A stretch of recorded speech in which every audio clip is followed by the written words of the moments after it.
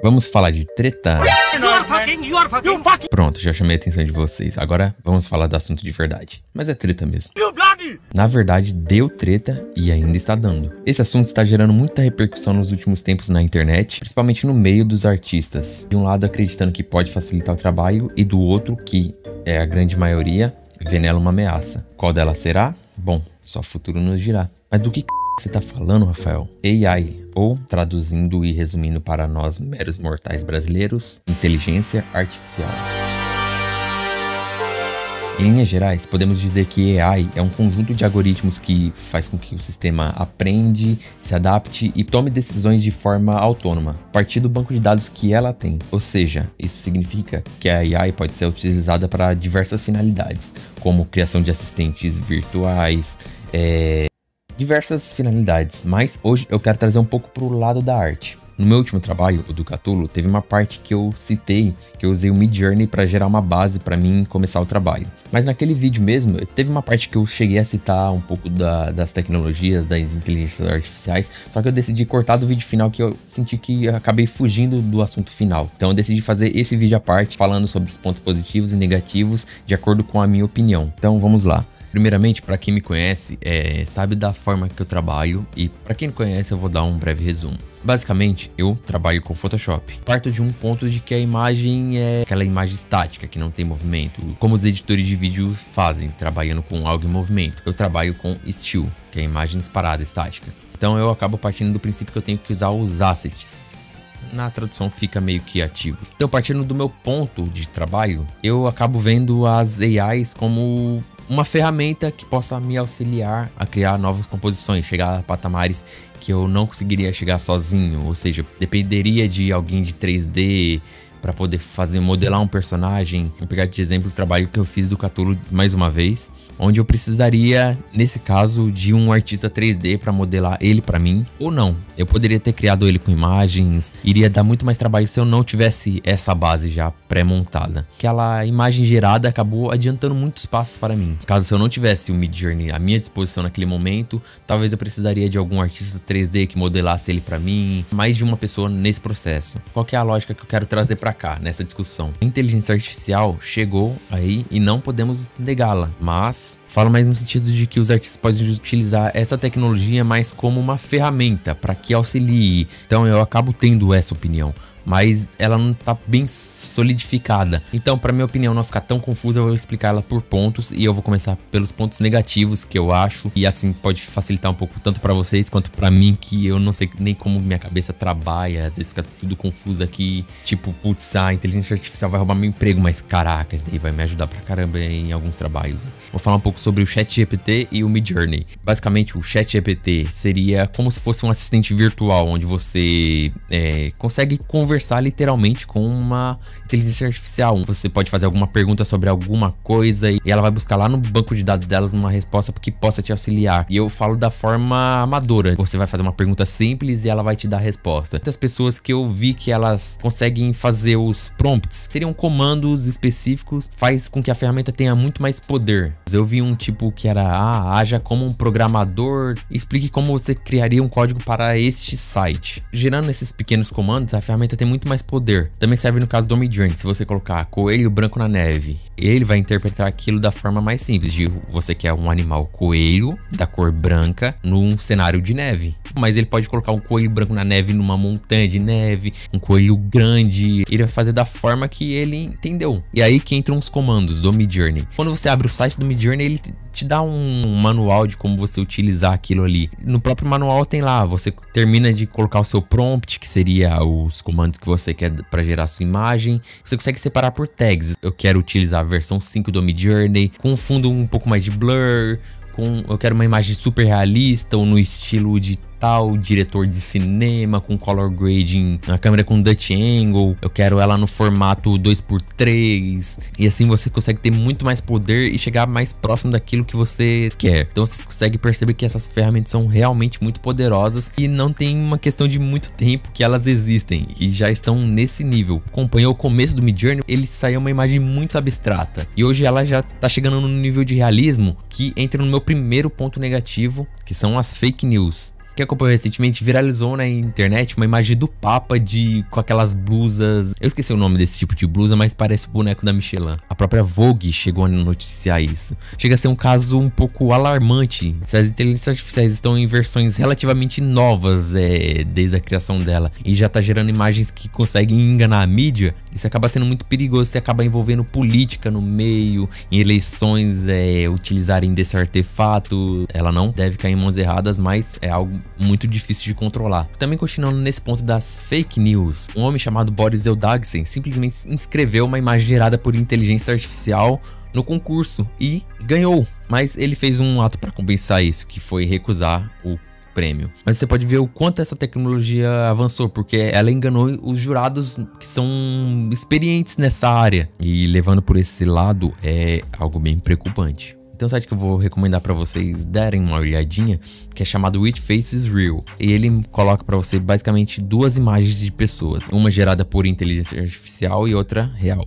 E você tem que descobrir qual delas é a imagem real. Para quem tem um olhar um pouco mais atento, acaba conseguindo descobrir, porque a inteligência artificial ainda às vezes dá uns bugzinhos, a textura da pele não é tão realista, mas tem momentos que você não consegue reconhecer qual delas é a real. E o segundo ponto negativo dela é que basicamente ela depende de um banco de dados, ou seja, a AI já entrou numa polêmica um tempo atrás falando sobre roubo de arte. Muitas pessoas começaram a acusar as inteligências artificiais que elas estavam roubando estilos de artes, pedaços de imagem, fazendo um Frankenstein de imagem para que aquilo case e gere uma imagem nova no final. Ela chegou num limite de ultrapassar simplesmente os direitos autorais, começou a roubar imagens, onde aconteceram casos de que estava aparecendo assinaturas de artistas. Essa parte realmente deveria ter um controle maior disso, de que, por exemplo, as imagens não devem infringir os direitos autorais. Nesse caso eu não vejo o problema como sendo da inteligência artificial, eu vejo mais como um problema de quem programou aquilo, não se atentou a isso, quer dizer, simplesmente programou ela para fazer aquilo.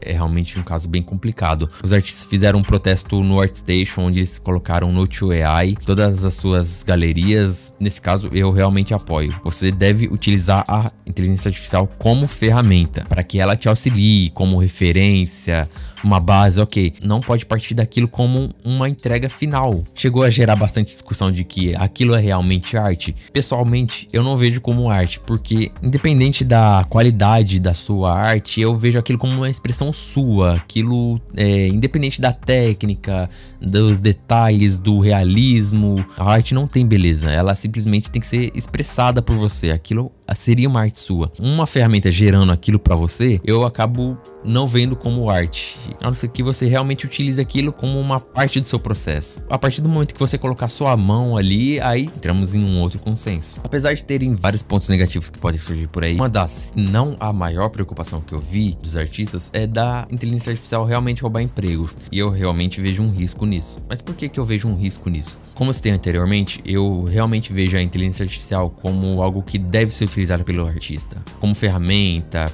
como referência, para que auxilie no processo dele e ele economize horas da sua vida e chegue no seu resultado mais rápido. Só que tem um problema que seria o usuário final, ou seja, os clientes cortarem artistas dos processos de produção para que possa substituir eles por inteligências artificiais, com a justificativa de baratear custos. Teve até um caso recentemente da Netflix, onde ela chegou a utilizar AI para criar cenários, se eu não me engano, e vendo que aquilo deu uma polêmica, ela alegou que estava com falta de mão de obra. Realmente é uma história muito mal contada. Nessa área, o que menos falta é mão de obra. E aí entra o ponto que eu quero chegar. Muitas empresas adotam essa estratégia para poder maximizar os lucros e reduzir os custos. E aonde eu quero chegar nisso? Devido a essa automação, essa tecnologia pode levar a muito mais perda de emprego, fazendo com que aumente a desigualdade. Então, é realmente importante uma discussão sobre a defesa dos direitos dos trabalhadores, para que não haja mais um aumento da exploração e realmente melhore as qualidades do serviço, do trabalho. Porque no final, a arte realmente precisa ser criada, ela tem que ter um sentimento ali do artista, aquilo é uma expressão humana. Por mais que detalhadamente as inteligências artificiais sejam bonitas, ela ainda depende de um banco de dados. Ou seja, nós humanos somos uma criatura que evoluiu milhares de anos passando por períodos da arte, como a arte renascentista, arte moderna, nouveau. Fomos criando estilos diferentes. Então nós estamos em constante evolução da arte. Isso talvez possa acalmar um pouco os ânimos de quem realmente está preocupado. Minha dica é: estude a inteligência artificial. Você não pode fugir dela e ela já está aí. Pode usar ela como uma ferramenta para te auxiliar. Então nesse caso eu acabo ficando em dúvida sobre a tecnologia, que realmente ela pode ser muito perigosa para muitas pessoas.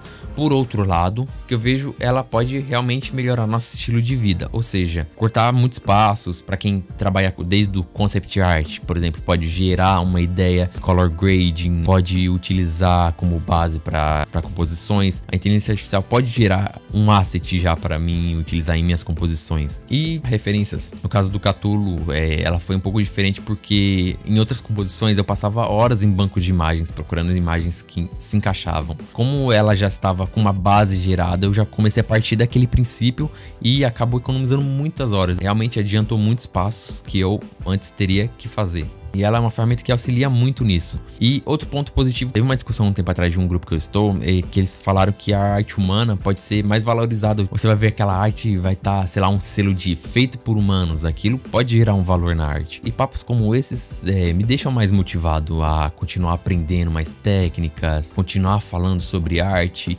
e buscando mais sobre a história da arte e assim seguindo.